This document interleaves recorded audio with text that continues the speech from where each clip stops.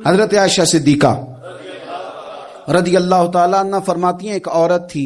اور اسے نبی پاک صلی اللہ تعالیٰ علیہ وسلم نے وہ کلمہ پڑھ کے مسلمان ہوئی، مدینہ طیبہ آ گئی تو حضور نے مسجد نبوی شریف میں اس کے لیے مکان، ایک سادہ سا کمرہ ساتھ مسجد کے بنوا دیا، وہیں رہنے لگی۔ اکثر وہ سیدہ طیبہ کے پاس آتی تو حضرت عائشہ صدیقہ رضی اللہ تعالیٰ عنہ فرماتی ہیں وہ بڑی باتیں سناتی اور آخر میں کہتی وہ ہار والا دن بھی بڑا عجیب دن تھا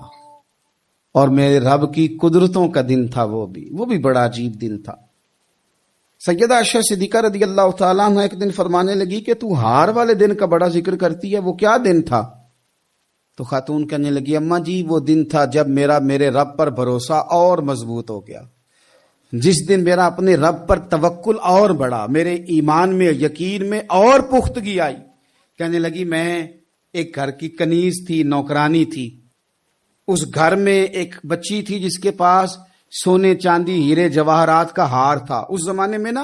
چمڑے کے اوپر لوگ ہیرے جواہرات لگاتے تھے، کئی دفعہ سرخ رنگ کے چمڑے پہ لگائے جاتے تھے، وہ بچی پہنتی تھی تو کہتی ہیں وہ بچی کے اس نے اتار کے رکھا یا اس سے گرا وہ ہار تو چیل اسے اٹھا کے لے گئی گوشت سمجھ کے اور میرے سامنے اٹھا کے لے گئی۔ گھر والوں نے مجھ سے پوچھا، یہ بخاری میں موجود ہے،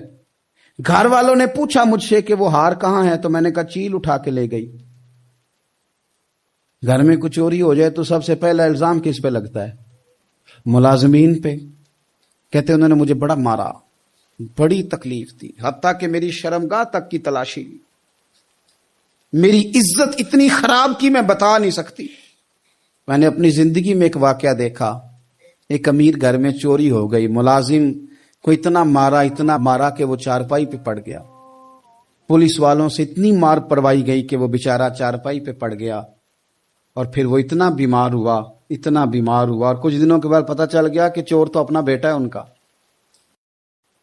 پھر اس کا انتقال ہو گیا۔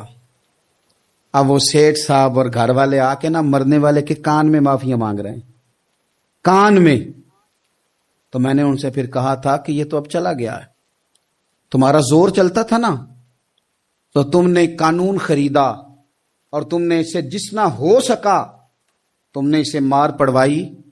تمہارے پاس جو عدالتیں تھی تم نے وہاں کاروائی کی، اب ایک عدالت قیامت کے دن لگے گی۔ یہ کمزور تھا نا، کچھ کر نہیں سکا۔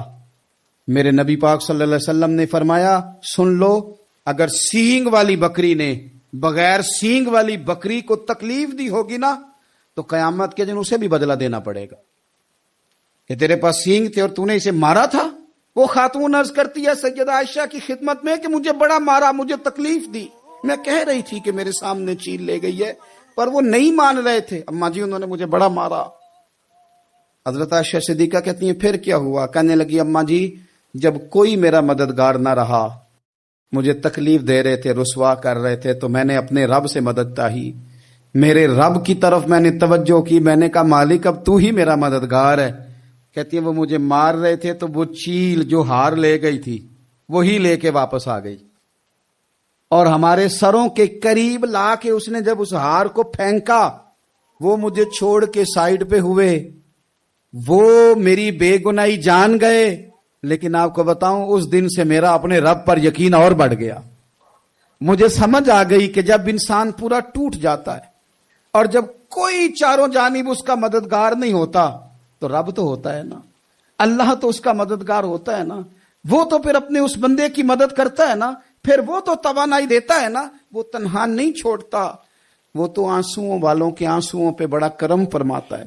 وہ تو قسم پرسی میں آ جاتا ہے، اس کی رحمت بڑھ کے استقبال کر لیتی۔